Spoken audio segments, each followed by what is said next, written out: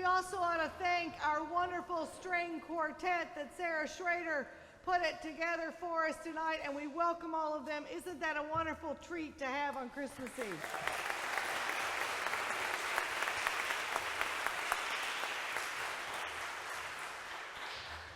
The most important phrase of the whole Christmas story is also the shortest. Fear not. This is why we read of the only time of the year out of King James, because it just puts it right to it. Fear not. It seems like every time God sends us a messenger, the first thing out of that messenger's mouth is not, hey, listen up, people. The Almighty's got something to say. Doesn't start like that. Or it doesn't start like, hey, you, over there. I need you to run an errand. I need you to do something good in the world. That's not how God gets our attention. Quite the opposite. Somehow, our loving God knows that our first reaction to anything different is fear. Whether it's changing the time of the Christmas Eve service,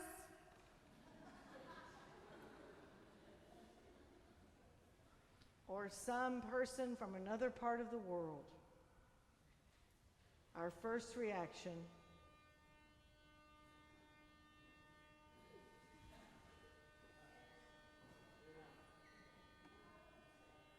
is fear.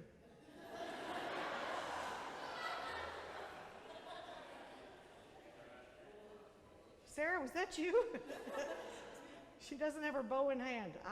Okay, we're just going to pedal right along, okay? So when the angel shows up to tap Mary on the shoulder to be the Mary, what's the first thing? Don't be afraid. When God sends a messenger to Joseph through a dream, the first thing that pops into that sleepy head of Joe's is, don't be afraid. So when the whole slew of angels show up to share the good news of Jesus' birth to the shepherds, the first thing that the head of the multitude, the head angel, shouts out is, fear not. God knows we are afraid. God knows we are afraid. And this year is no exception. In fact, this year, we are more afraider than normal. The world is a scary place, no doubt about it. And this year's been rough. I'm hoping 16 will be a little bit better. Individually and collectively, we have plenty to be afraid of.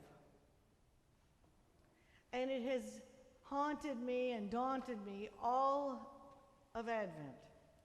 What message I would deliver to you tonight, given what's going on in the world.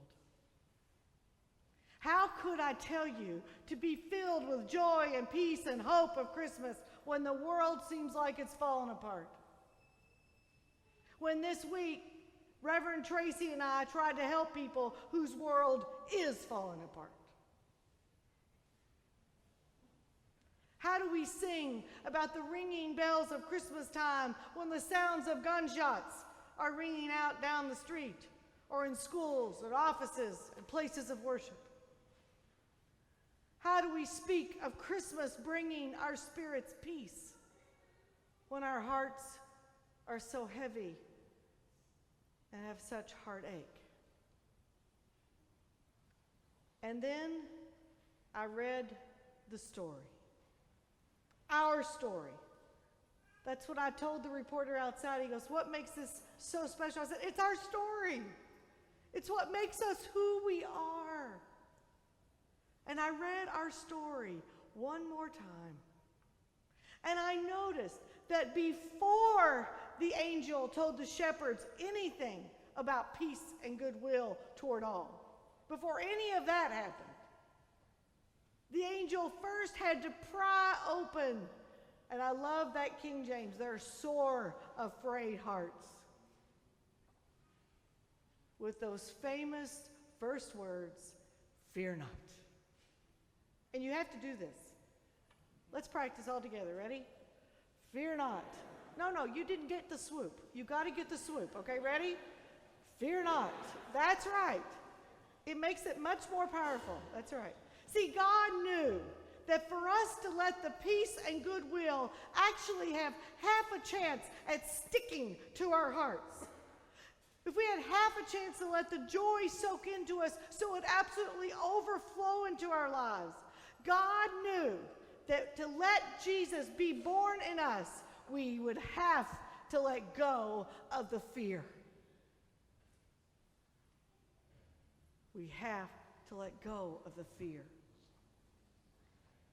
Now that's the subtle but effective subliminal message that Charles Schulz gave us in the famous Linus speech in A Charlie Brown Christmas.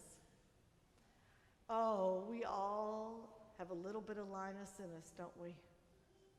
Smart, philosophical, but with his present and always famous blue blanket.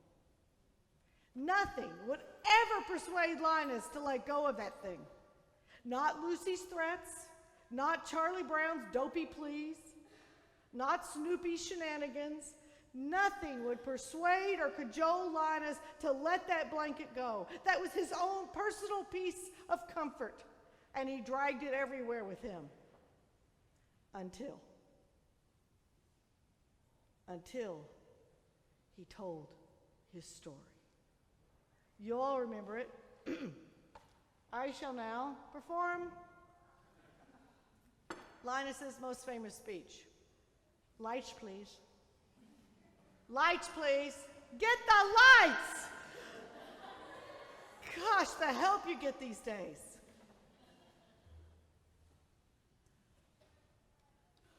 Lights, please.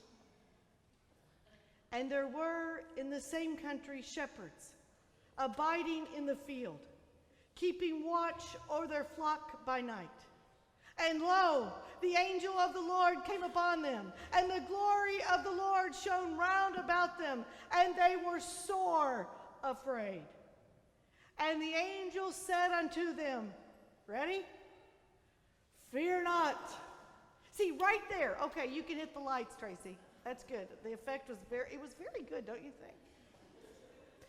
But see, right there, right in that moment, Linus opened his scared little fist and he dropped the blanket. He let his fear go. When he delivered the angel's first words, fear not, he let go of the thing that he thought would ensure his well-being. He let go of his fear so he could embrace the Holy Child, so he could embrace the thing that would bring him life. Linus had to let go of his fear, and so do we. We have to let go of those empty things that we cling to so mightily, so we can grab onto this little baby, we can grab onto this ideal, this love that will fill us, that will fill us with everything we need to face our world, that will fill us with the peace that was promised.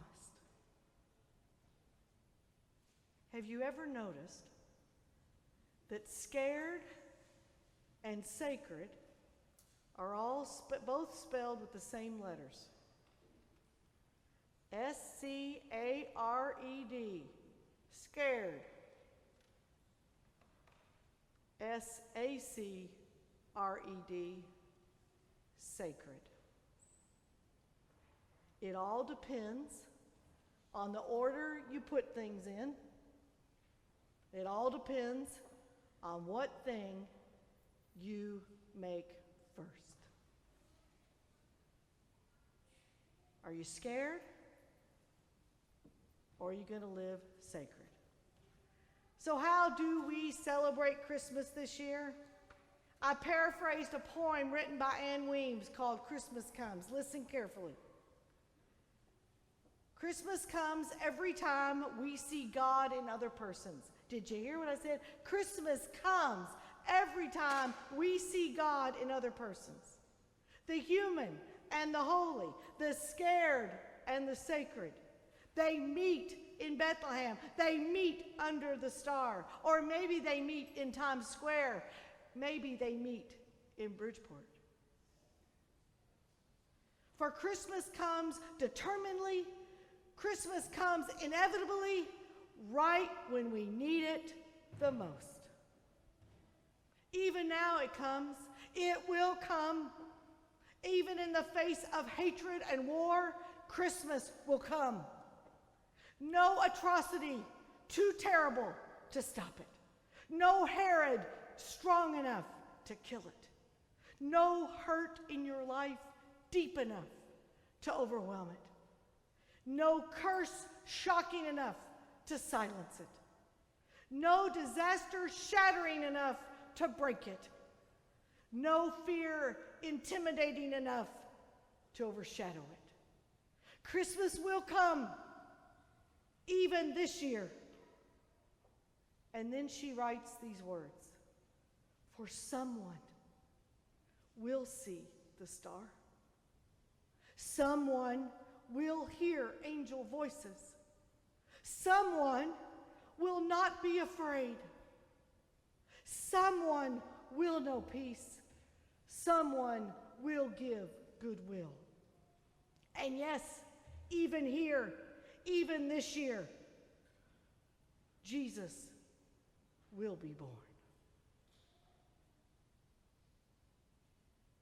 So what do I say to you tonight? I say we need Christmas more than ever. We need joy and hope and peace, and we need to sing it loud. We need to have it here, and we need to have it outside. We need to let go of our fear, and we need to unwrap the greatest gift of all. Merry Christmas, friends. The peace of Christ be with all of you.